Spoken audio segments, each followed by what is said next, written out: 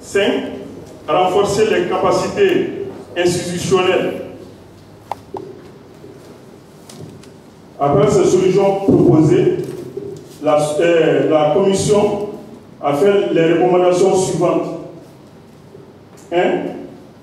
Prise des mesures tendant à consolider la culture démocratique, la citoyenneté et l'éducation civique. 2.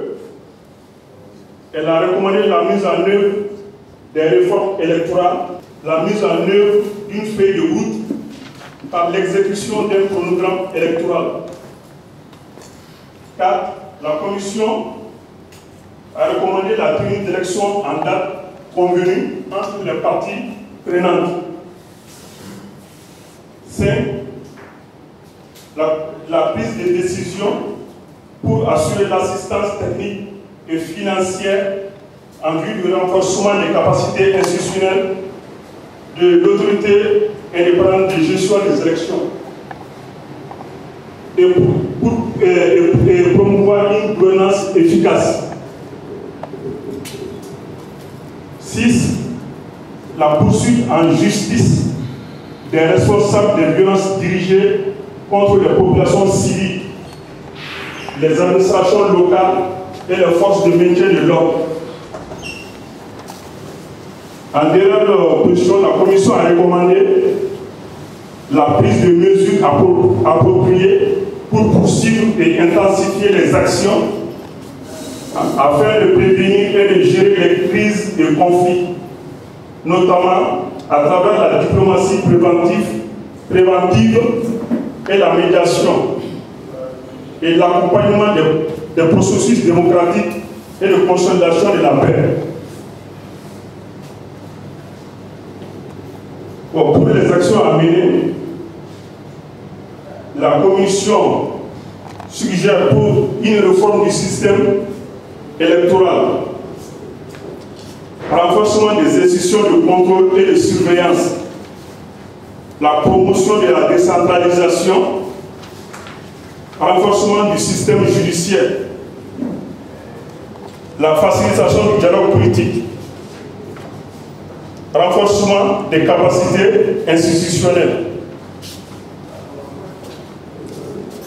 Bon, concernant les acteurs, bon, la Commission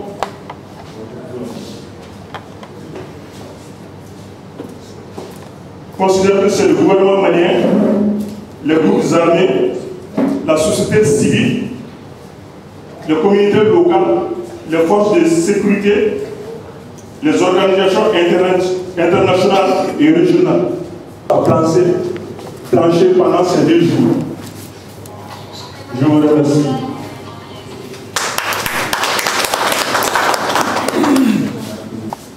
Ok, merci le rapporteur. Merci. La lecture fidèle que notre rapporteur vient de nous apporter, et nous restons derrière cette lecture et de place. Effectivement, tout ce que nous avions réfléchi, débattu et enregistré à cours de ces 2 jours. Nous vous remercions et vous prions de bien vouloir recevoir de notre groupe. Je vous remercie. Merci. Donc, en silence, nous allons laisser la parole pour vos observations. Bonjour tout le monde.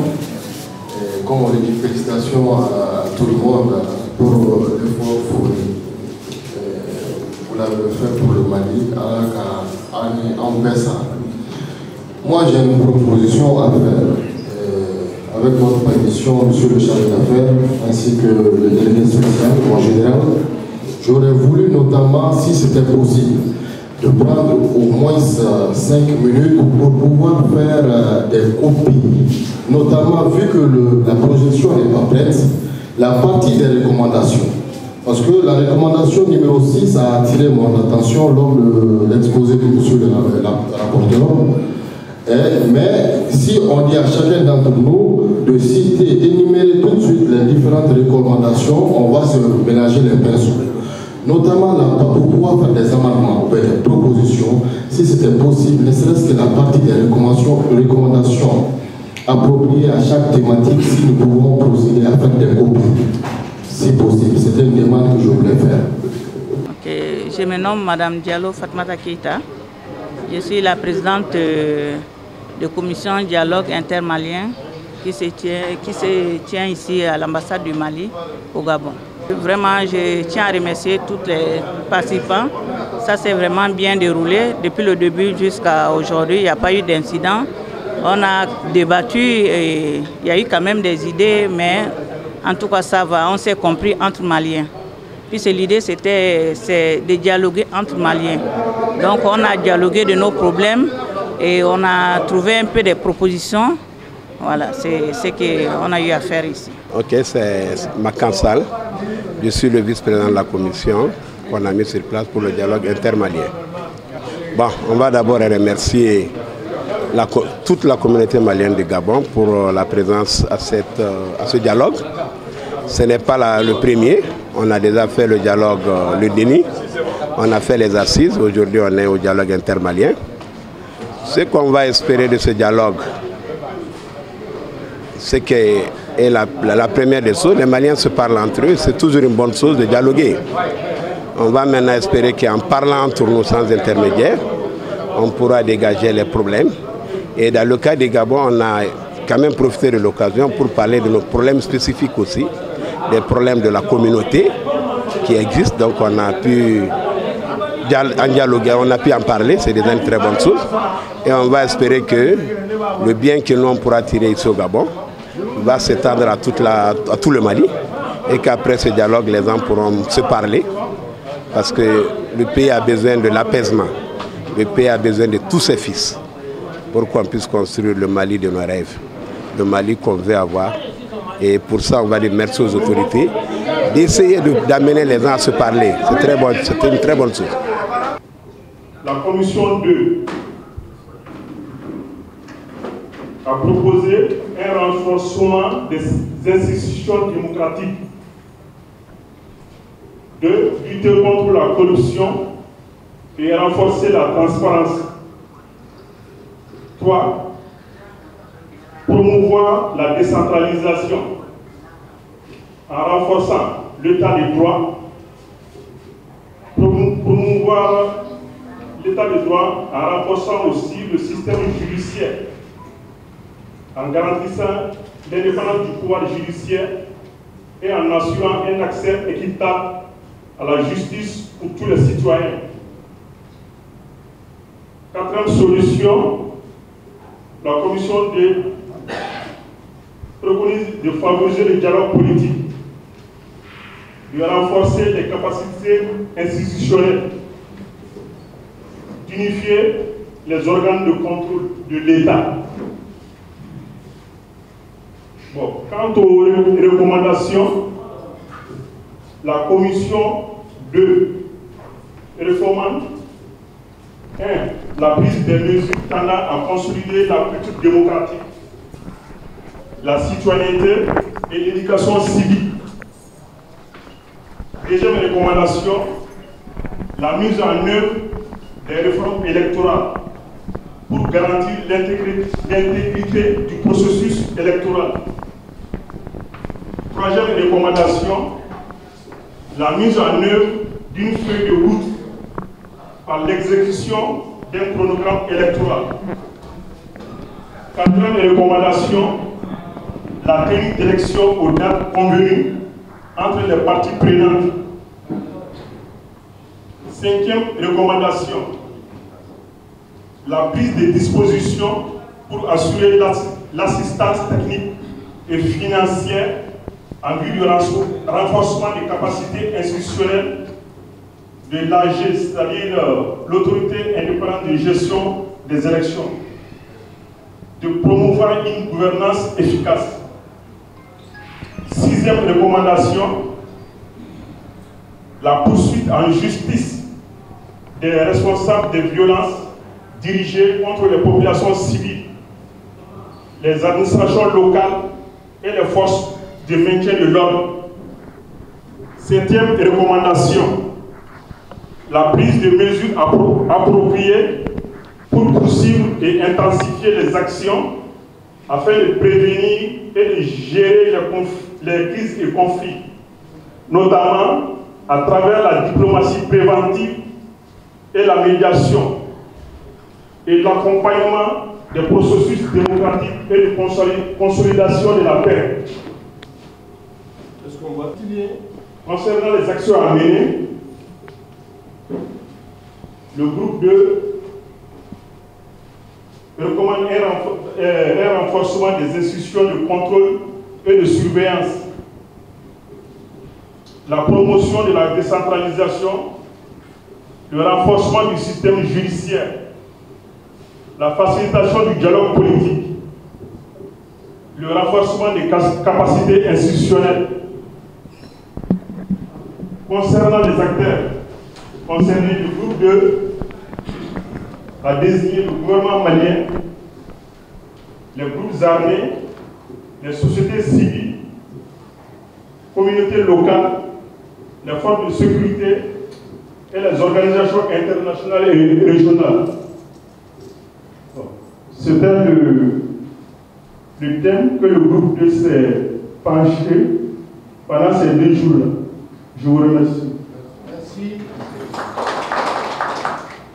Et financière en vue du renforcement des capacités institutionnelles de l'EJ, de promouvoir une gouvernance. Vous pouvez monter un peu? Voilà, efficace. C'est un peu mal formulé à mon avis. Voilà, c'est cette partie exacte. La prise de disposition pour assurer l'assistance technique et financière en vue du renforcement des capacités. De promouvoir une gouvernance efficace, je ne vois pas la place de ça. Hein? Je ne sais pas si que vous pouvez répondre à ça de la commission. Oui. Pour assurer la crédibilité des élections, on va mettre ça à la place. C'est mieux. Pour assurer une crédibilité des élections. D'accord. Merci, M. Sato. Donc, on va corriger ça. Il faut être secrétaire aussi un peu. Monsieur le chargé d'affaires, est-ce qu'on ne corrige pas directement sur le texte? Exactement là où tu es. 5e point. Là où tu es, je reprends, hein, la prise de disposition pour assurer l'assistance technique et financière en vue du renforcement des capacités institutionnelles de l'EJ. Donc là, après l'EJ, là, qu'est-ce que vous avez dit ça?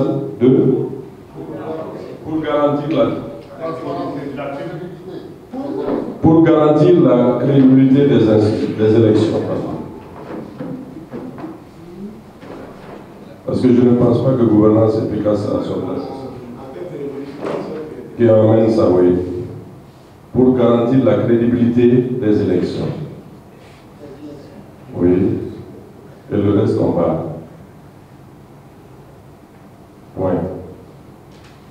Ensuite, juste après, dans la résolution, juste après, donc, la poursuite en justice des responsables des violences dirigées contre les populations civiles, les administrations locales et les forces de maintien de l'ordre. Nous, d'habitude, c'est les forces de défense et de sécurité. Donc, le maintien de l'ordre, là, c'est une particularité à la gendarmerie et à la police. Alors, si vous voulez nommer les forces, vous faites forces de défense et de sécurité. C'est bon?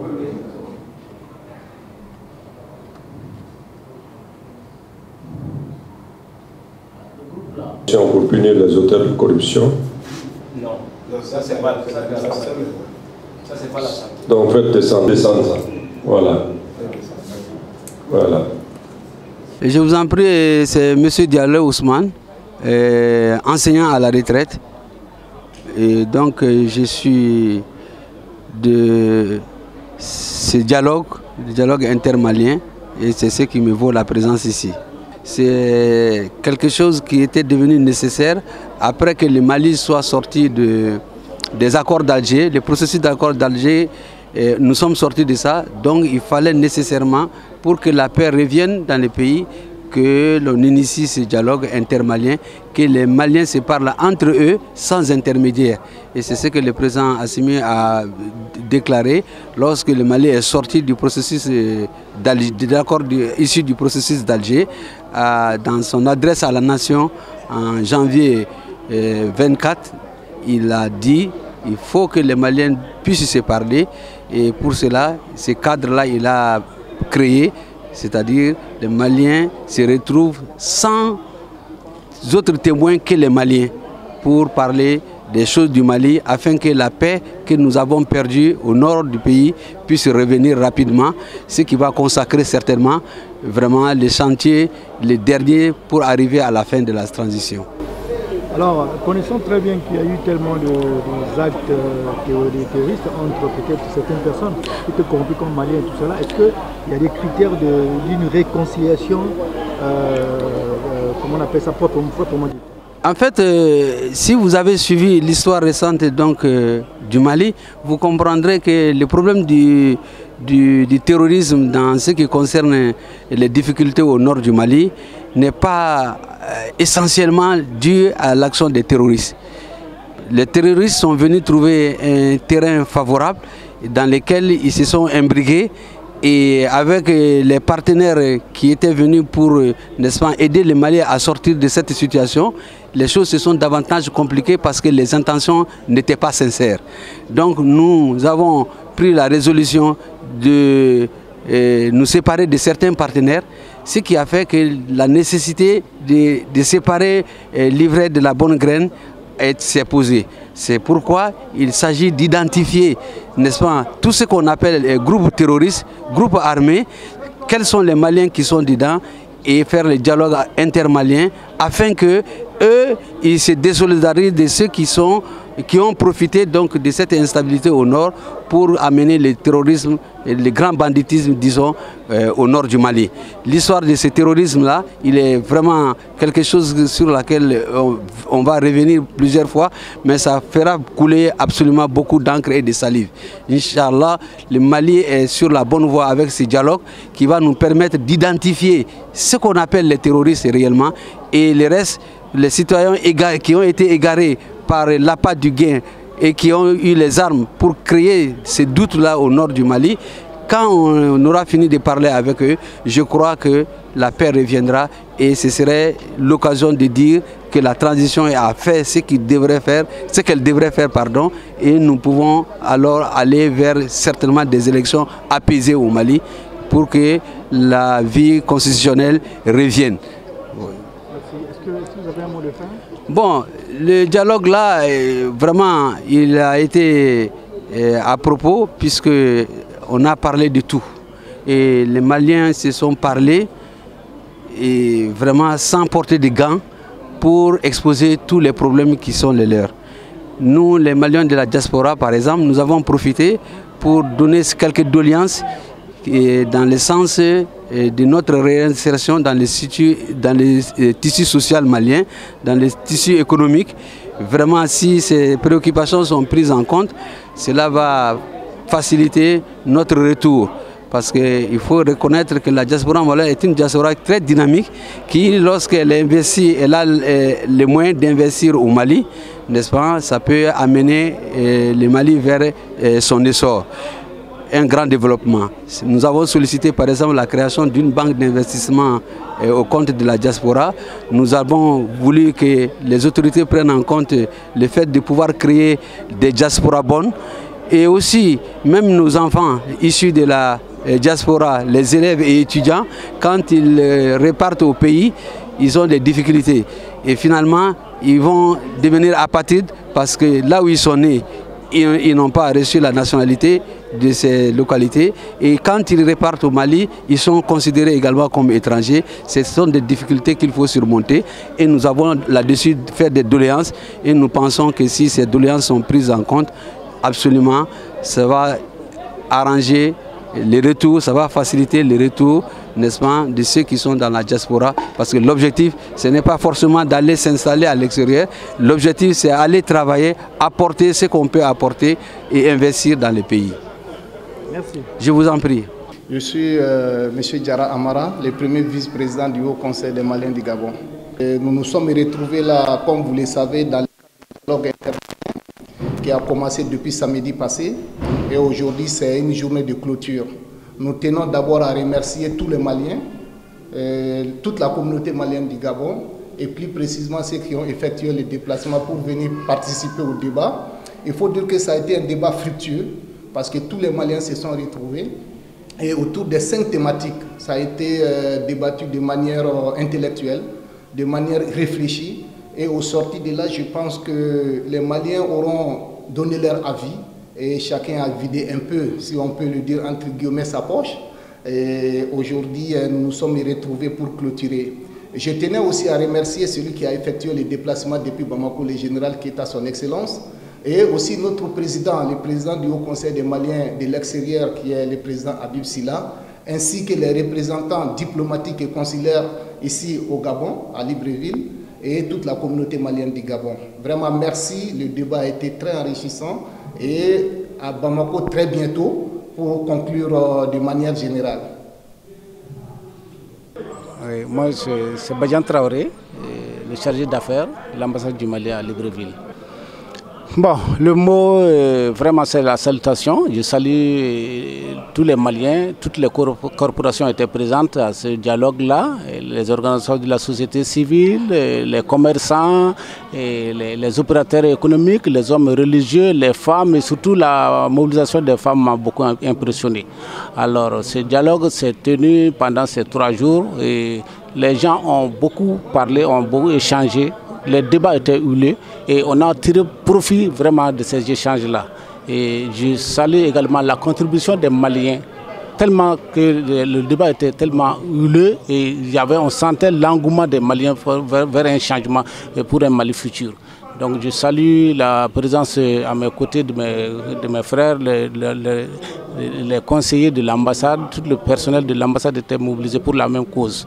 Et pour cela, notre attente maintenant, c'est que nos recommandations qui vont être formulées tout de suite là, à la fin de ce dialogue-là soient conduites avec fermeté au niveau de Bamako et que ça soit soutenu par nos représentants qui seront à la phase finale à Bamako. Je suis le général Diamou Keita, délégué du comité de pilotage du dialogue intermalien pour la paix et la réconciliation nationale. Au 3e jour, après 2 jours d'échanges fructueux, nous sommes à la phase de synthèse avec l'ensemble des représentations des Maliens ici, présents au niveau de Libreville, dans les locaux de l'ambassade du Mali, avec à mes côtés bien sûr les conseillers de l'ambassade qui nous ont accompagnés lors de ce processus sur le plan d'organisation et je tiens vraiment à les remercier infiniment pour tout ce qui a été mis en place pour que ces travaux se déroulent dans la parfaite ambiance, dans la parfaite harmonie. Les débats ont été vraiment francs et sereins. Nous avons souvent eu des débats houleux, mais cela fait partie aussi du dialogue.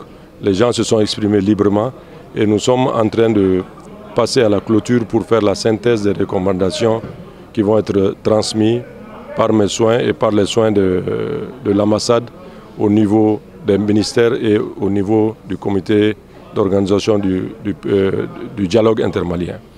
La phase nationale qui va se passer où les représentants aussi des Maliens du Gabon vont être présents, notamment une présidente et son rapporteur pour la phase nationale du 6 au 12 janvier. Je dois rappeler que ce dialogue nous a permis de nous parler entre frères et sœurs et là, vous avez remarqué vous-même la présence massive de nos sœurs, de nos mères et de nos femmes à ces assises. Donc je tiens encore à dire que c'est une initiative qui a été saluée ici et nous avons su tirer la quintessence de leurs préoccupations pour bâtir notre nation, pour qu'elle soit plus forte demain.